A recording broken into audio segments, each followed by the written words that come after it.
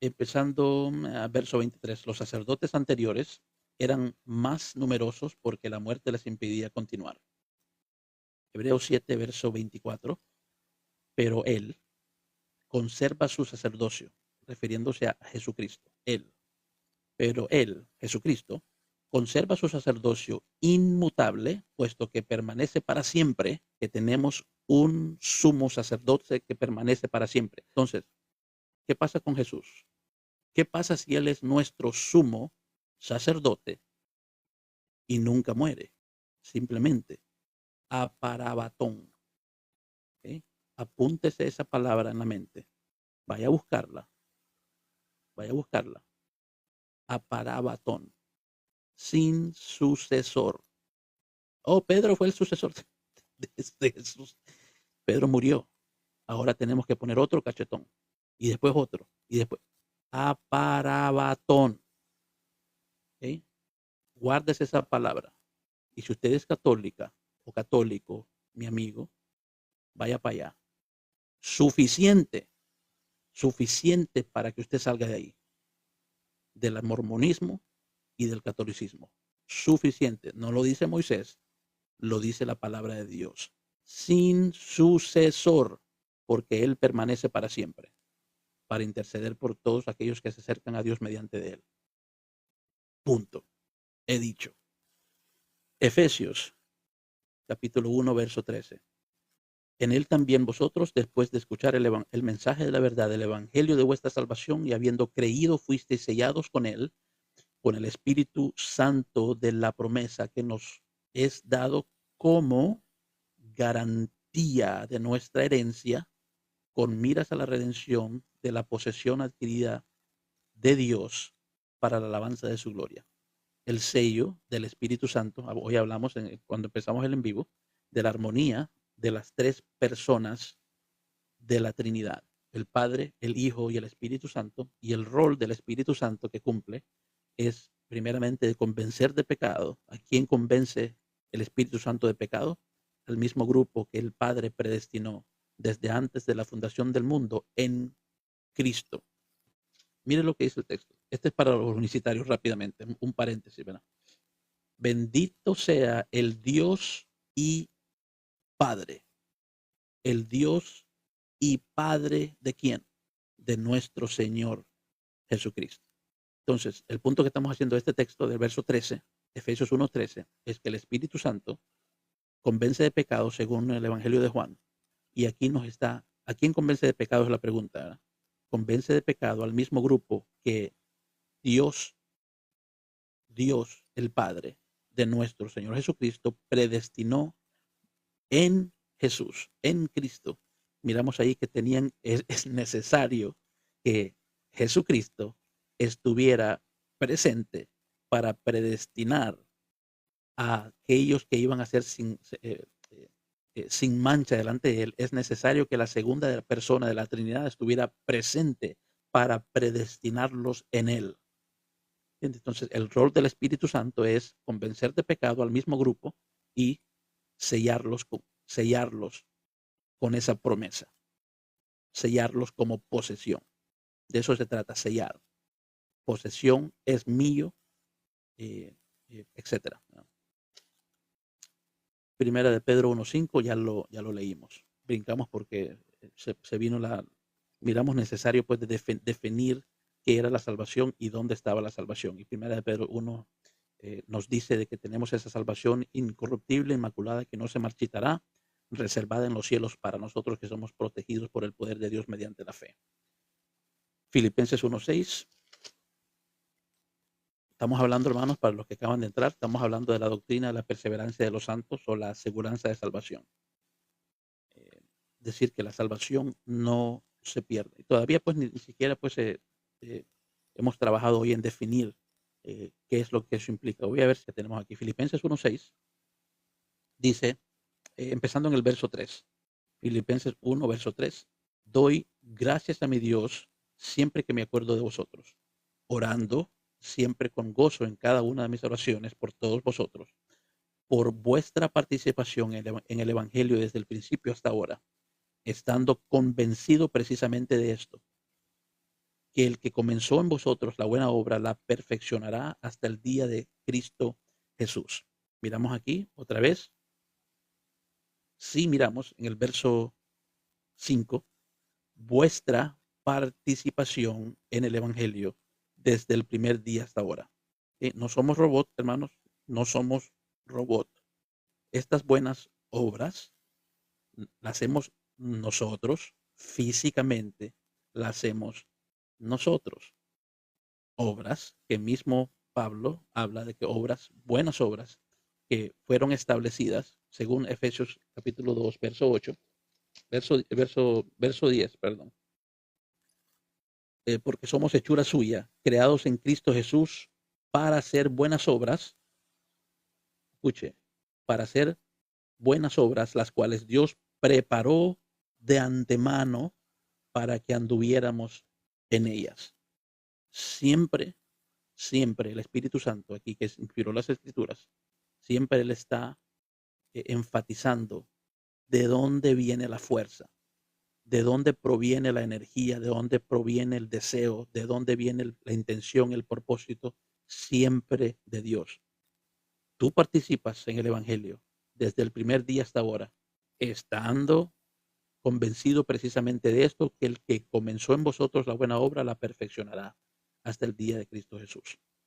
¿Entiendes? No hay un desconecte, no trate de desconectar su responsabilidad de permanecer, de portarse bien, de actuar como hermano, de actuar como cristiano. Usted no está desconectado de esas responsabilidades, de demostrar su testimonio. Usted no está desconectado de eso, pero nada tiene que ver con la seguridad de su salvación. Absolutamente nada. Guarde su testimonio, su salvación. Usted no la puede guardar. Guarde su testimonio. Pablo está convencido, y usted también debería estar convencido, de que el que empezó la buena obra en usted la va a terminar, la va a perfeccionar hasta el día de Jesucristo, hasta el fin del mundo. Ese día, esa es otra frase, ¿verdad? Muy importante. El día de Cristo Jesús. El día, ¿cuál día? ¿Tu cumpleaños o qué? No, no, no. El día. Hay un día, hermano. que va a ser el día de Cristo Jesús. Todos los hermanitos que son, en inglés le dicen tree huggers, que andan abrazando árboles, ¿verdad? Que andan recogiendo cada basurita que miran porque hey, tenemos que proteger el planeta. Tenemos que, estos hermanitos, ¿verdad? Claro, no hay que ser tan cochinitos, ¿verdad? Pero estos hermanitos que andan protegiendo el planeta, espérate de ese día, el día de Cristo Jesús. Ya vas a ver lo que Jesús va a hacer con este planeta. ¿Tú crees que andas protegiendo el planeta? Espérate, cachetón. Romanos, ya tocamos Romanos 8, pero quería regresar a Romanos, pero vamos a ir a Juan 10. Y creo que vamos a ir terminando. Yeah, tree huggers. Hermanitos que le gusta la naturaleza y todas esas cosas. Excelente, hermano. Hay que amar nuestro planeta, ¿verdad? Pero espérese. Vaya a leer Apocalipsis y va a ver lo que Jesucristo va a hacer con este planeta. Juan 10. Uno de los textos que a veces empezamos por ahí, pero vamos a terminar ahí. Porque si un hermano no se le hace de peso pluma, ¿verdad? Como los de peso pluma que andan por aquí. Si les hace, si se les hace de peso pluma lo que dice un apóstol, Pablo, Pedro, espero que las palabras de Jesús, por cierto, las palabras de Jesús en la Biblia no tienen más peso que las palabras de un apóstol. Repito, las palabras de Jesús en la Biblia no tienen más peso que las palabras en la Biblia de un apóstol. ¿Por qué? Porque el mismo Espíritu Santo que sopló las palabras, que documentó, que grabó esas palabras de Jesús, también grabó las palabras de Pedro y las palabras de Juan, etcétera, las palabras de Pablo, etcétera. Es decir, que los hermanitos que tienen ahí las Biblias con letritas rojas y les gusta leer las palabras que están en rojo porque las dijo Jesús, no caigan en ese error, hermanos. La misma autoridad que tienen las palabras rojas, las tienen las palabritas que están en negro. ¿Ok? Ese fue un paréntesis. Juan capítulo 10, verso 27. Mis ovejas oyen mi voz. Estas palabras vienen con fuerza y hay una razón por qué. Hay un contraste en la idea. Mis ovejas oyen. Mis ovejas oyen. ¿Dónde está el contraste? Verso 26. Pero vosotros. ¿Okay? Pero vosotros. Verso 27. Mis ovejas oyen mi voz. Verso 26. Pero vosotros. Pero vosotros no creéis porque no sois de mis ovejas. Note que el texto no dice, porque no creéis, no serás de mis ovejas. Tengamos cuidado, hermanos. Tengamos cuidado. Y cuando digo, si las palabras de un apóstol no, mira, Pedro dice aquí esto, pero no sé. Si Jesús dijera algo así, pues yo lo creía. Aquí está. ¿Okay? Vosotros no creéis porque no sois de mis ovejas. Mis ovejas oyen mi voz y yo las conozco y me siguen y yo les doy vida eterna y subraye la próxima palabra.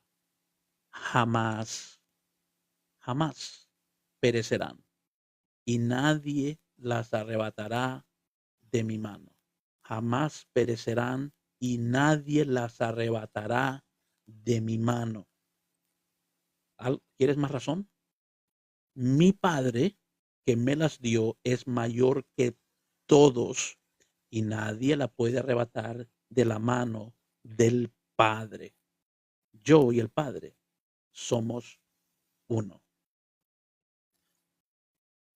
Si hubiéramos empezado con ese texto, hubiera sido más que suficiente, más que suficiente.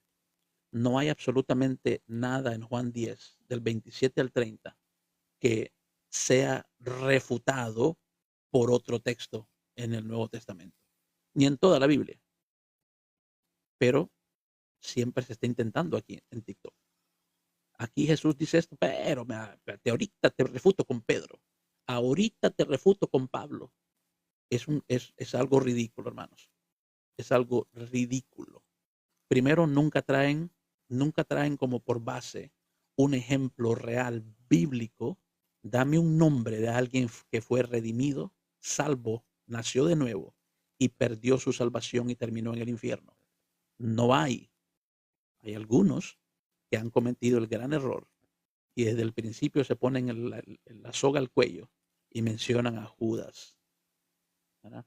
Tenemos aquí al amigo Diego, ¿verdad? Que, que afirma, pues, a veces sí y a veces no, me confunde. A veces dice que sí, a veces dice que no.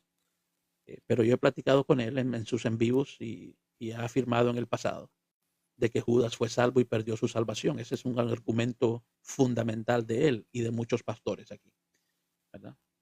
Eh, pero no, Judas jamás fue salvo. Él no perdió su salvación porque nunca la tuvo. El hijo de perdición, ese es Judas. Juan capítulo 17, verso 12. Otro paréntesis, hermano, solo para dar referencia acerca de Judas, ¿verdad? Rápidamente. Juan 17, vamos rápido. Juan 17, verso 12. Dice Jesús en la oración, ¿verdad? Al Padre. Cuando estaba con ellos, los guardaba en tu nombre. De Jesús, el Hijo de Dios, hablando, orándole al Padre. Cuando estaba con ellos, los guardaba en tu nombre, el nombre que me diste, y los guardé, y ninguno se perdió excepto el hijo de perdición, para que la escritura se cumpliera. Está hablando de Judas aquí. Entonces, Judas nunca fue salvo. En la última frase que dice, para que la escritura se cumpliera, en el momento que alguien dice de que Judas en un momento fue salvo, pues está siendo mentiroso a Jesús. Porque Jesús nunca iba a salvar a Judas yendo en contra de las escrituras.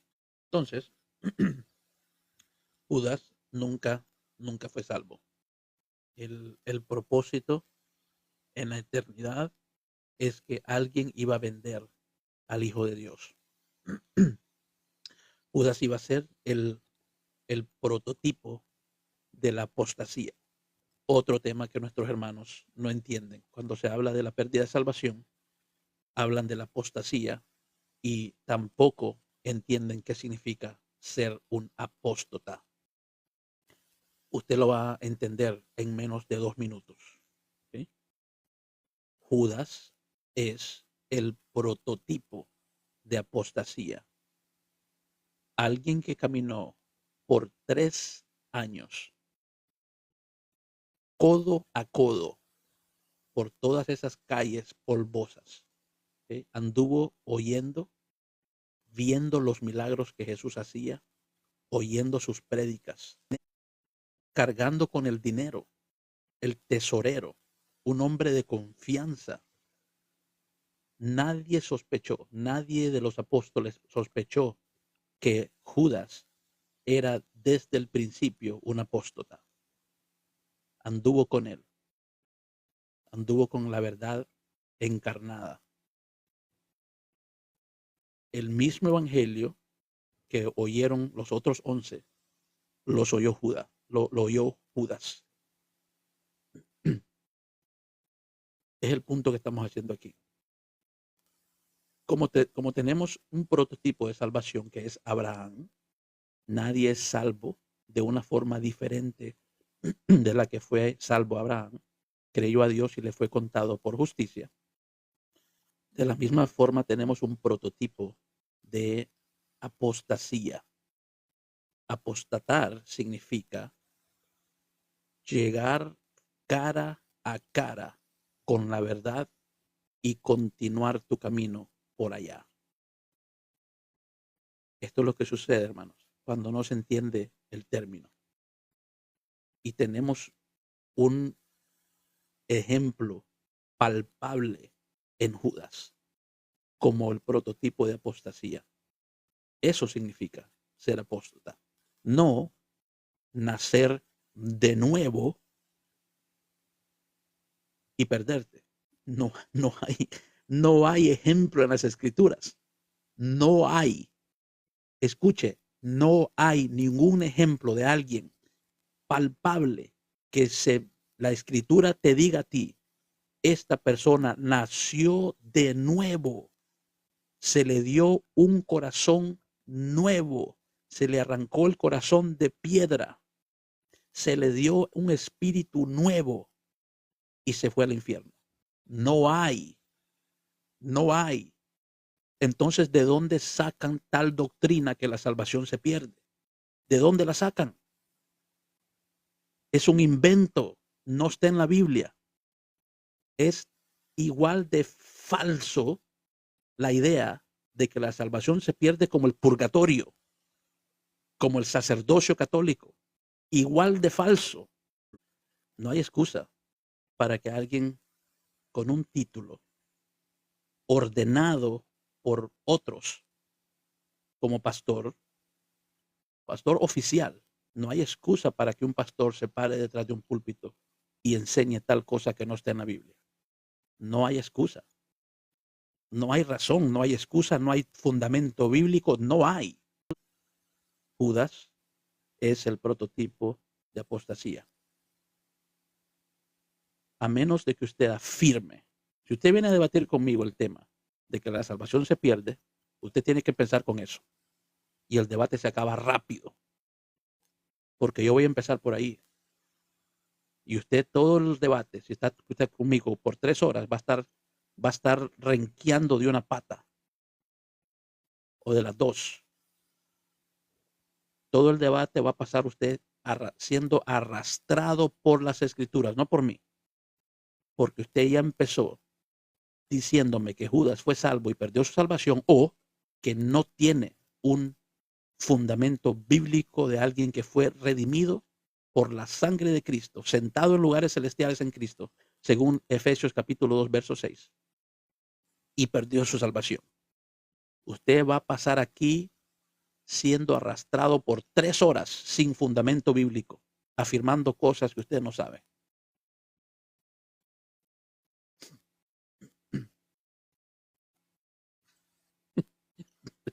Llegó renqueando un viejito, hermano Tober. Ay.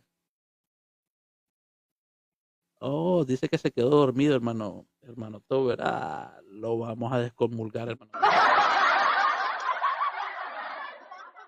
Bueno, vamos a terminar, hermanos.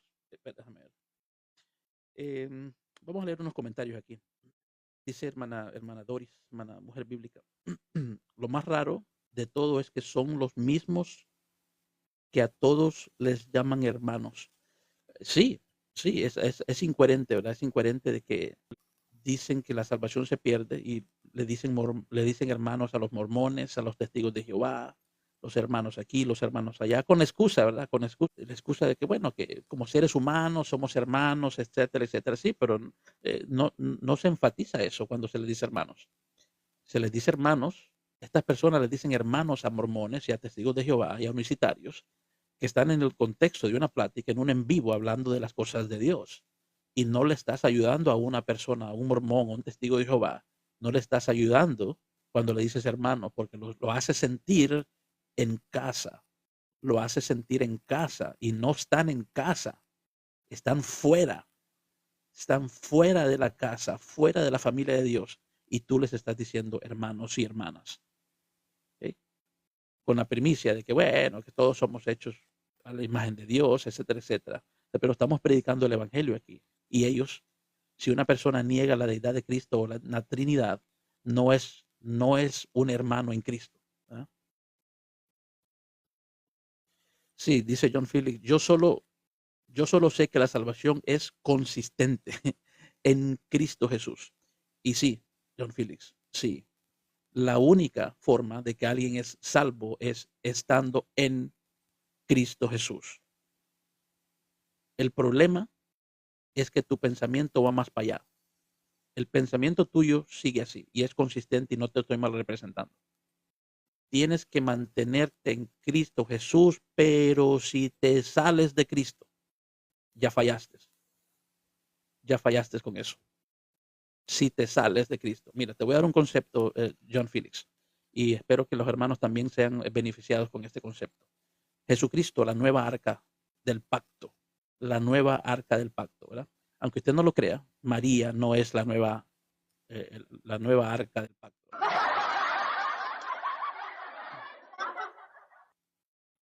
Nuestros amigos católicos pues dicen que la María es el arca del nuevo pacto, pero no. Miren, hemos mencionado en el pasado de las profecías, ¿verdad? Las profecías citadas en las escrituras, y hay profecías que traen una ilustración, traen un evento, ¿verdad? Miramos, obviamente, el evento de el diluvio. En el diluvio, voy a ser corto con esto, ¿verdad? Para no extenderme mucho, pero es básico, es básico. El arca que fue construida, donde solo 8 almas sobrevivieron. El juicio de Dios que cayó sobre toda la tierra, donde cada ser humano y bestia eh, fue ahogado. ¿Cómo fueron salvos estos 8? Entraron en el arca. El arca de Noé es un símbolo, es una sombra, es un instrumento que Dios usó para salvar a estas 8 almas físicamente, literalmente, ¿verdad? Dios pudo haber salvado a estas 8 almas simplemente suspendiéndolas en el aire. ¿Okay? Simplemente. No tenía que el pobre Noé, perdón, estar por casi 100 años ahí clavando, gastando tanto material ahí de Home Depot. Pero vamos a enfocarnos en el arca. Jesús, que es el arca del nuevo pacto, es ese símbolo que miramos en el Antiguo Testamento, donde fue Dios que cerró la puerta. Dios cerró la puerta y nadie podía salir ya. Siendo Jesús esa sombra del arca, nadie podía salir. Dios la cerró. En ese sentido, estamos seguros en Cristo Jesús. En el Nuevo Testamento se nos dice que estamos sentados en lugares celestiales. ¿Por qué estamos sentados ya en lugares celestiales? Porque estamos en Cristo.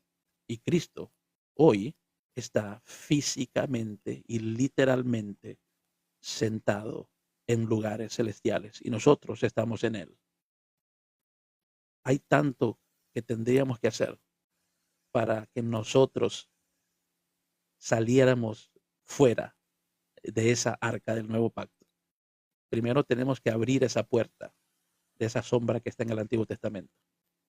Tenemos que ganarle a Dios. Tenemos que, siempre se me olvida el término, reversear, ese es Spanglish, revertir, ¿cómo se dice? No me acuerdo, otra vez se me olvidó. Tenemos ese proceso, tenemos que ponerlo en reversa. Tenemos que resucitar al hombre que fue sepultado con Cristo, el que murió según Gálatas 2:20. Con Cristo he sido crucificado. Crucificado implica que moriste, porque nadie sobrevivía a una crucifixión. Tú, John Felix, necesitas ser consistente aquí como tu hermano, el trinitario consistente. Y tú tienes que afirmar, no solo tú, sino que cualquiera que piensa que la salvación se pierde, tiene que afirmar de que es necesario resucitar a ese que murió, al hombre viejo. Tienes que resucitarlo y reemplazarlo con, con el hombre nuevo. No puedes, no puedes. Tú y personas que creen que la salvación se pierde hacen este proceso tan fácil de hacer. ¿No entiendes que Jesucristo tuvo que dar su vida para salvarte? Y Él no falla. Él no falla en su propósito y su intención. El problema es que no has visto el peso de lo que Dios se propuso hacer en tu vida. Siempre te miras a ti, te miras al espejo como alguien más importante que los propósitos de Dios. El creador, el alfarero. Te miras como que, pero yo sé que Dios hizo esto, pero yo sé que Dios me dio lo mejor, me dio a su hijo, pero yo sé que el Espíritu Santo está tratando de santificarme, pero no podemos ver la salvación de esa forma, porque Dios no ve la salvación de esa forma. Entonces hay tanto que tenemos que hacer para perder la salvación que es, suena ridículo. Vamos a la eternidad. Vamos a ir a la eternidad y vamos a tener que ir a borrar nuestro nombre del libro de la vida del Cordero.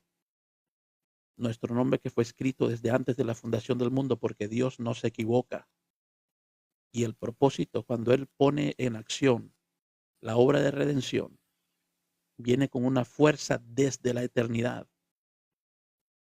Ni tú, John, ni yo, ni hermano Tober, ni hermano Carno, ni hermano Coelho, ni nadie, hermano Adam Sainz, ni nadie puede interrumpir el plan que Dios tuvo en la eternidad.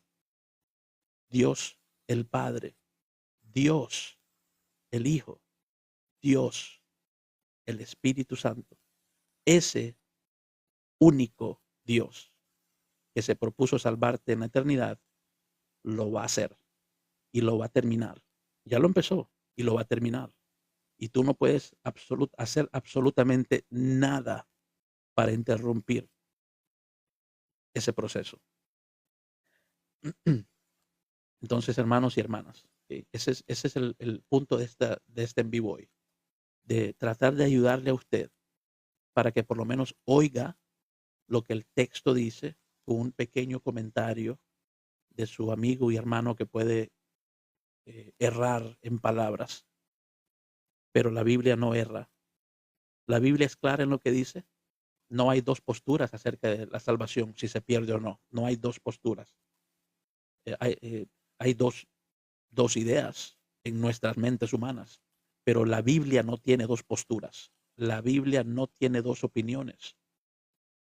Y la Biblia no te da opción de creer esto o el otro y no pasa nada. Mira, o estás diciendo amén a las promesas del Señor o estás rechazando lo que la Biblia te está diciendo. Gracias a Dios no somos salvos por ser perfectos en cada tema, en soteriología,